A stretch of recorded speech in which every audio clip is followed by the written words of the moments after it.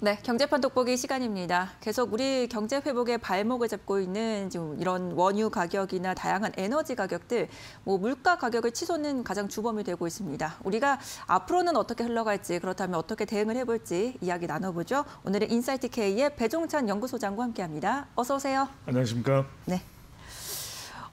지금 사실 지난주에 한은에서 보고서를 하나 냈죠. 네. 3대 에너지 가격 상승이 내년까지 이어질 것이다. 그런 이야기 때문에 이것도 너무 지속되는 게 아닌가라는 우려감들이 시장에서 커지고 있는 것 같습니다. 그렇죠. 어떻게 보고 계세요? 이게 산업에 미칠 영향이 적지는 않아요. 한은에서 세계 에너지 시장 이제 분석 보고서를 냈는데 우리가 전통적인 화석 연료 그러면 석탄, 석유, 천연가스 그렇죠. 아직까지는 대부분의 에너지 시장을 차지하고 있는 그런 에너지 자원이거든요. 이 가격 동향이 심상치가 않다. 그런 이유는 몇 가지 따져보면 수급의 문제, 공급과 수요의 문제가 있을 테고 또 하나는 구조적인 문제입니다. 탄소 중립이다, 대체 에너지다. 이쪽으로 이제 전환이 돼야 되는데 네. 빨리 전환이 안 되는 거죠. 그렇죠. 그렇다면 지금 경기 회복 속도에 따라서 계속해서 폭발적으로 수요는 늘어나고 있는데 공급은 제대로 따라주지 않고 그렇다고 해서 오펙 플러스든 산유국들이 그럼 원하는 데만큼 석유를 증산하느냐 그것도 아니거든요. 네. 게다가 보니까 이 천연가스 가격까지도 이 급속도로 치솟는 상황이 일어나고 있는 것이고 그러다 보니까 이게 물가 상승으로 이어지는 거죠. 그렇죠. 왜냐하면 원자재 가격이 상승되고 운송 비용에까지도 영향을 미칠 수밖에 없기 때문에 물가 상승 추세가 계속 지속될 것이다. 이런 우려까지 나오기 때문에 상당히 걱정이 되고 있는데 내년까지도 죄송합니다. 상반기까지도 이 3대 에너지 자원, 석탄, 석유 그리고 천연가스의 가격이 계속 올라갈 수밖에 없다. 이런 예상이 현재로선 지속적으로 나오고 있습니다. 네. 그럼 저희가 유가를 먼저 좀 살펴보면은 사실 10월에 유가가 정말 많이 올랐어요. 85달러 선까지 가기도 했고 그것 때문에 소비자나 공급자 물가 지수까지도 좀 끌어올리는 그런 요인이 됐었죠. 그럼 이런 기조도 당분간 이어질 수밖에 없다. 그럼 요인을 공급 쪽에서 찾아봐야 되나요? 그렇죠. 이제 공급과 수요도 있는데 여기에는 이제 구조적인 부분도 있고 또 계절적인 요인도 있죠. 이제 많은 인구, 대부분의 인구가 지구상에서 살고 있는 북반구에 이제 겨울로 이제 접어들. 당장 오늘도 날씨가 좀 추워졌죠. 네. 내일부터는 이제 더 추워진다 그러고 여름이 더웠던 것만큼 겨울의 추위는 더 또 많이 춥다 이런 분석과 전망이 계절적 요인으로 나오고 있기 때문에 난방유 수요 부분으로 하더라도 유가는 오를 수밖에 또 없는 상황이고요. 실질적으로 코로나19 전과 대비를 해보면 네.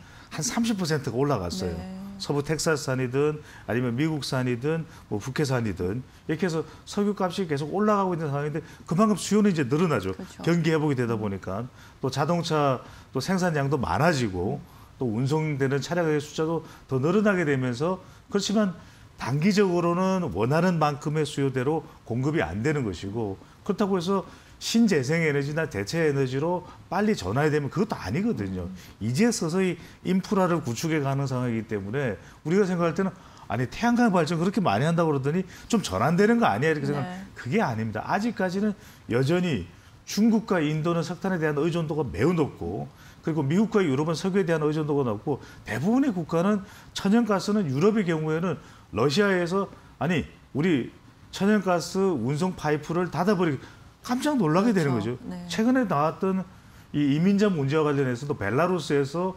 폴란드에서 이민자들이 못 넘어가게 하니까 그렇다면 천연가스 운송관을 막아버리겠다. 이런 이야기가 나오는 겁니다. 그러니까 말 그대로 수급의 문제, 그다음에 구조적인 문제, 탄소 중립의 문제, 그다음에 이게 정치의 문제까지 되는 것이거든요. 네. 이러다 보니까 계속해서 유가는 올라갈 수밖에 없는 상황이고 탄소 중립이라는 이제 구조적 요인, 아니 이제 탄소 중립할 테니까 더 이상 화석연료 사용하지 말라 그러니까 산유국에서는 아니 그렇게 이야기하는데 우리가 어떻게 더 석유를 마음껏 생산하겠냐 못하겠다. 지금 이 아랍에미레이트 같은 UAE 같은 경우에는 UAE는 더 생산하자 이거예요. 네. 자기들도 지금 경기 회복에 여러 가지 이제 종잣돈이 필요하기 때문에 그런데 오펙 플러스에 의해서 우리 급격히 늘릴 이유가 없다. 지금 유가가 이 정도가 되는 것이 우리에겐 더 유리하다. 그렇죠. 이런 분석과 또 합의가 이루어지고 있는 만큼 당분간은 이 석유 수요는 정대된 반면에 생산은 정체된 현상이 지속될 것으로 보면 적어도 이 시기가 언제냐. 계절적으로 겨울이 지나가는 내년 1분기 이야기 나오는데 조금 더 시간을 더 또 확장해서 2분기까지 갈 가능성도 배제할 수는 없을 거로. 네, 내년 2분기까지는 유가에 대한 불안감들이 존재를 할 것이다. 공급이 따라가지 못하기 그렇죠. 때문에 결국은 네. 이렇게 정리를 해볼 수 있을 것 같고 그 앞서 말씀하신 탄소 중립으로 나타나는 그 원인이 지금 석탄과 천연가스 쪽에 나타나고 있잖아요. 네. 지금 중국 쪽에서 석탄 이야기 나오면서 요소수 품귀, 원자재 품귀 현상까지 이어지고 있는 이런 현상들도 어느 정도는 지속이 된다라고 저희가 그럼 이제 지켜봐야 되나요? 지속될 수밖에 없죠. 아까도 말씀드렸듯이 지금의 문제가 단순히 경제적 요인뿐만이 네. 아닌 거죠. 수급의 문제는 경제적 요인입니다. 그런데 탄소 중립이라고 하는 것은 전 세계의 기후 대응이라고 하는 글로벌 이슈죠. 여기에다가 정치가 들어가 있습니다. 왜냐하면 석탄 가격이 8월까지는 치솟다가 또 10월부터는 급상승을 해요. 네. 이건 왜냐하면 중국과 인도에서 그만큼 수요가 전력 난도 있고 석탄을 떼야 전력을 생산할 수밖에 없는 상황이거든요. 그런데 무슨 문제가 발생해요?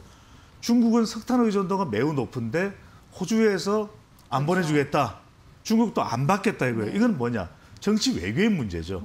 그러니까 중국이 코로나19의 발원지임을 수사해야 된다라고 하는 호주 총리의 발언에 대해서 중국이 발끈한 겁니다. 아니 우리 못 받겠다. 그럼 호주는 우리는 못 보내겠다. 이렇게 되다 보니까 연초 대비해서 올해 초 대비해서 지금 200% 가까이 또는 그 이상 인상이 됐어요. 네. 그러니까 이건 정치의 문제거든요. 그러다 보니까 전력 수요는 중국에서 계속 증가하죠. 그러다 보니까 아예 요소수의 재료가 되는 요소를 수출하지 마라. 이러다 보니까 우리나라는 정말 품귀 현상으로 영향을 받았고 그만큼 석탄 생산에 이 수급 불균형이 초래되는 것인데 지금 호주는 계속해서 중국과 협조를 안 하는 분위기입니다. 그렇다면 내년 1분기까지는 지난해보다 높은 가격이 유지되는데 우리가 지금 에너지 한은혜 보고서가 에너지 시장 보고서면 우리에게 미친 영향도 커요. 무슨 이야기냐? 우리는 석탄, 석유, 천연가스 모두 의존하잖아요. 네. 우리 물가 오르겠습니까? 안 오르겠습니까? 오를 수밖에 지금 없죠. 7년 이래 역대 최대치로 지금 물가가 상승하고 있거든요. 바로 이 부분이 우리 경제를 옥죄할 수밖에는 없다는 것입니다. 그러니까 결국 지금 에너지 대란은 정치적인 문제도 엮여있기 때문에 네. 그 더 악재가 되고 있는 상황에서 우리는 의존도까지 높아서 그렇죠. 해결하기가 참 쉽지 않은 상황인 것 같습니다. 지금 유럽 쪽에서는 천연가스도 정말 대란이 있었어요. 그러니까요. 네. 왜냐하면 천연가스는 또 관련 투자의 관점에서 보신다면 어떤 이야기냐면 7월까지 그래도 가격이 지속적으로 오르다가 10월 되니까 석탄도 부족하죠. 석유 가격은 오르죠. 그럼 뭘로 대체해야 됩니까? 천연가스로 가야 되는 네. 것이거든요. 그런데 천연가스는 더 오를 수밖에 없는 것이 단순히 석탄이나 석유의 대체뿐만이 아니라 천연가스는 클린하다 이런 이야기를 하잖아요. 친환경이라는 이야기를 하잖아요. 그러다 보니까 그래? 그럼 천연가스가 제일 낫네. 천연가스로 다 바꿔요. 우선적으로 이렇게 정부의 정책들이 각각 발표가 되는 겁니다. 그러다 보니까 오히려 석탄과 석유보다는 천연가스의 수요가 폭증을 하는 겁니다. 이러다 보니까 오히려 천연가스의 가격은 지금 역대 최고급이에요. 네. 역대 최고상으로 올라가다 보니까 탄소 중립은 금방 되느냐. 2030년 이야기했는데 최고의 기후 대응은 2040년, 2060년까지도 이야기가 나오고 있거든요. 그렇다면 앞으로 투자자의 관점에서 볼 때는 천연가스는 계속해서 가격이 올라갈 수밖에는 없을 것으로 보입니다. 네. 이렇게 3대 에너지 가격 상승 요인들을 하나하나씩 꼽아봤습니다. 우선 계속 정치적인 이슈가 엮여 있는 상황에서 수요와 공급이 맞지 않는다는 점, 준비가 되지 않은 상황에서 탄소 중립에 들어가면서 오히려 대란을 일으켰다는 점들 지적을 함께 해주셨습니다. 자, 이와 관련해서 어떤 종목들 살펴볼 수 있을지 종목도 체크하고 오겠습니다. 김나은 캐스터입니다. 경제판 돋보기 시간입니다. 이 국제유가 등의 원자재 가격은 내년 초까지 오를 것이라는 전망이 나오고 있습니다. 이러한 분석에 지대한 영향을 미치는 것 중 하나가 바로 탄소 중립 정책의 가속화 때문인데요. 에너지 전환 준비가 미흡한 상황에서 나온 탄소 중립 정책은 에너지 가격을 밀어올리는 요인으로 작용하고 있습니다. 자, 그렇다면 이 탄소 중립과 관련해서 수혜를 볼 수 있는 종목을 확인하도록 하겠습니다. 먼저 한국가스공사입니다. 천연가스 도입과 판매 사업을 하고 있는 회사인데요. 올해 3분기는 영업이익 흑자 전환하면서 시장 컨센서스를 상회했습니다. 그리고 이러한 호실적은 4분기에도 이어질 것으로 보이는데요. 꾸준히 상승한 3분기 유가를 고려했을 때 4분기는 한국가스공사가 지분을 투자한 호주 프렐류드 실적이 좋아질 수밖에 없고요. 글래드스톤 액화천연가스 실적도 좋아질 것으로 전망됩니다. 특히 4분기에는 해외 부분에서 전분기보다 큰 폭의 실적 성장이 기대되는데요. 이라크 사업 부문 또한 생산량 감소에도 불구하고 유가 상승에 따른 실적 향상이 있었습니다. 장기적으로 판매량은 확대될 가능성이 있기 때문에 갑작스러운 유가 하락만 없다면 해외 사업은 전반적인 실적 개선 흐름이 유지될 것으로 예상됩니다. 즉 작년과 같은 마이너스 유가 사태만 벌어지지 않는다면 올해와 같은 수준만 유지한다면 앞으로도 실적 전망은 긍정적이라는 분석이고요. 무엇보다 회사는 국가지정 수소 유통기관으로 수소 경제 중심 기업으로도 기능할 것으로 예상되고 있습니다. 다음 종목도 보시죠. 이번에는 현대일렉트릭입니다. 변압기 제조업체로 전기, 전자, 기기와 에너지 솔루션 등의 사업을 영위하고 있습니다. 이번 3분기는 물류 대란에 따른 선적 지연과 미국 판매법인 충당금 설정 등의 일회성 이슈로 다소 부진한 실적을 나타냈는데요. 4분기에는 이연됐던 물량이 빠르게 반영되면서 실적이 회복될 것으로 전망되고 있습니다. 또 중동안에서 전력기기 수주와 선박, 배전반 물량도 증가하고 있고요. 내년에도 이 탈원전 압박의 강도는 낮아질 것으로 전망되는 만큼 주요국의 발전원 투자도 늘어날 것으로 기대되고 있습니다. 이에 따라 내년 추정 실적에 미국향 변압기, 이 반덤핑 관세 환입 효과를 최종 확정한다면 2배 수준의 증익도 예상되고 있습니다. 결국 전 세계 전력 관련 투자와 탄소 중립 기조가 확대될수록 이 회사 수주 증가에 따른 이익 레버리지 효과는 확대될 것으로 전망되고 있습니다. 마지막으로는 OCI입니다. 전반적인 태양광 설치량이 강세를 보이고 있고 하반기부터 일부 태양광용 폴리실리콘 증설을 감안하더라도 수급은 여전히 타이트할 것으로 전망됩니다. 또한 앞으로 천연가스나 석탄 가격이 하향 안정화가 되더라도 태양광은 이미 일부 지역을 중심으로는 화력발전 비용과 같아지는 시점이 도래했기 때문에 태양광의 투자 확대는 이어질 것이라는 전망입니다. 그리고 OCI는 원가 경쟁력을 바탕으로 내년 말 5천 톤의 증설 이후 중장기적으로는 7만 톤까지 확대될 것으로 예상되고 있습니다. 미국과 유럽 시장 안에서 점유율이 확대될 것으로 전망되고 있는데요. 이에 따라 내년에도 실적 서프라이즈는 이어질 것으로 보입니다. OCI 주가 다시 살아날 수 있을지도 확인해 보시기 바랍니다. 자, 여기까지 오늘은 탄소 중립의 수혜주 확인하셨습니다. 네, 수혜주 체크하고 왔고요. 저희도 관련 업계에 대한 이야기를 좀 여쭤보고 싶습니다. 결국 유가 상승에 따른 네. 또 피해를 보는 업종들, 저희가 뭐 대표적으로 아는 그런 그렇죠. 업종들 우려가 될 것 같아요. 그렇죠. 네. 당장에 이제 이걸 원료로 사용하는 기업들이 네. 있고 또 아니면 연료비로 사용하는 그런 기업들이 있는데 연료비로 사용하는 경우에는 바로 이거는 영업 비용까지도 포함이 되는 그렇죠. 것이거든요. 그러니까 최근에 우리가 그래도 코로나19의 이 일상 회복이 되면서 조금씩 기대감을 갖고 있는 것이 항공이나 여행 쪽이거든요. 네. 근데 이제 이런 연료비가 항공유의 비용이 지금 점점 올라가고 있는 그런 상황이게 되면 연쇄적으로 항공 관련 비용 또 여행도 바로 유류 할증료 등을 통해서 이 승객들에게 영향을 미칠 수밖에 없거든요. 바로 이게 연쇄적으로 부담이 될 수밖에 없다. 그동안 항공사들이 그래도 수익을 꾸준히 대한항공이나 아시아나항공이 올려왔던 것은 화물에서 선전을 했지 않았습니까? 심지어 여객기 내부를 화물 운송이 가능한 식으로 이제 개조를 해서 거기서 상당한 수익을 올려오고 있는 차인데 이 항공유가 이제는 영업 비용에서 차지하는 비중이 계속 커지다 보면은 이것 자체가 부담이 될 수밖에 없고 해운업도 마찬가지입니다.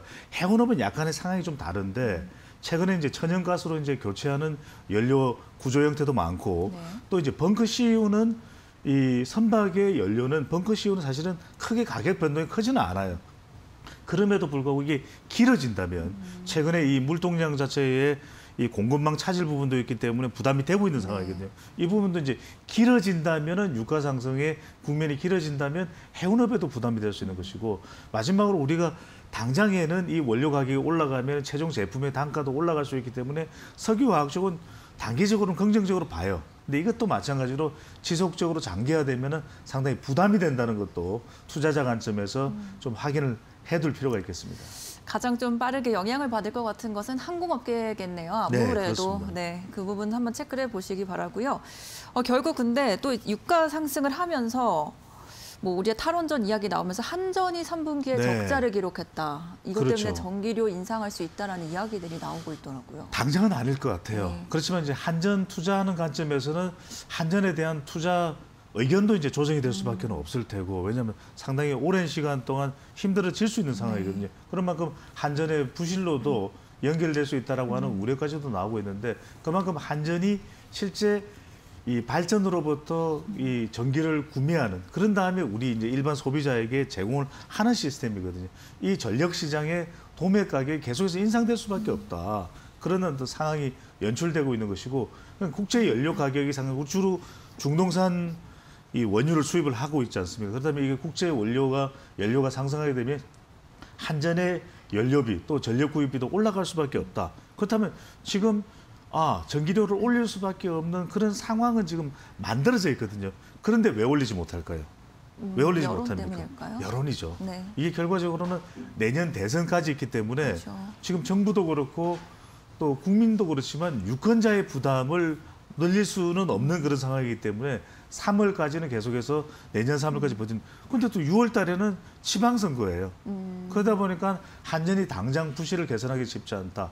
그렇다면 전기료는 올라갈 수밖에 없는데 산업용 전기가 뭐 그렇다고 당장 가격이 올라가는 건 아니지만 이게 장기화된다면 앞으로 산업 요금의 구조가 변경이 된다면 올라간다면 전기를 많이 사용하는 제철이나 전기 고로를 사용하거든요. 그다음에 금속 쪽도 부담이 될 수 있죠.